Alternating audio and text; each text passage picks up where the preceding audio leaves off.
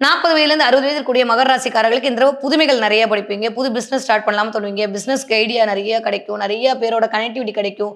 நான் சொன்ன மாரி இந்த மாரி இடங்களுக்குலாம் போயிட்டுருவீங்க. மீனாட்சி தரிசனம் கிடைக்கும். மீனாட்சி அம்மனுடைய ஃபோட்டோ கிடைக்கும். ஏதோ ஒண்ணு கிடைக்கும். அவ உங்கள கூப்பிடுவா, இழுப்பா. இந்த தடவ அவங்களோட கனெக்ட் ஆகும். ஆச்சுன்னா எனக்கு கமெண்ட்ல சொல்லுங்க சரியா?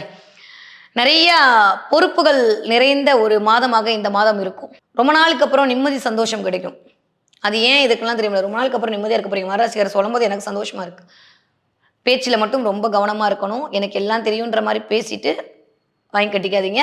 2ஆம் இடத்துல ராகு இருக்காரு. கவனம். அதுக்கப்புறம் புதனும் போய் சேர போறாரு. தை கடந்தது மீன்ஸ் ஜனவரி 28 கடந்தாலே ரொம்ப அமைதியா இருக்கணும். கவனமா இருக்கணும். அதே மாரி ரொம்ப பெர்ஃபெக்ஷனா இருக்கேன்னு சொல்ற மாரி எல்லாத்தையும் போட்டு கணக்கு கால்குலேட் பண்ணீங்கன்னா, பிம்பிளிக்கா பிளானே ராகு காட்டிட்டு போயிடுவாரு. அதனால கணக்கெல்லாம் பார்க்காதீங்க. பழகுறவங்கட்ட கணக்கு பார்க்க வேண்டிய அவசியம் இல்ல. புதன் அந்த வேலைய பார்க்க வைப்பாரு.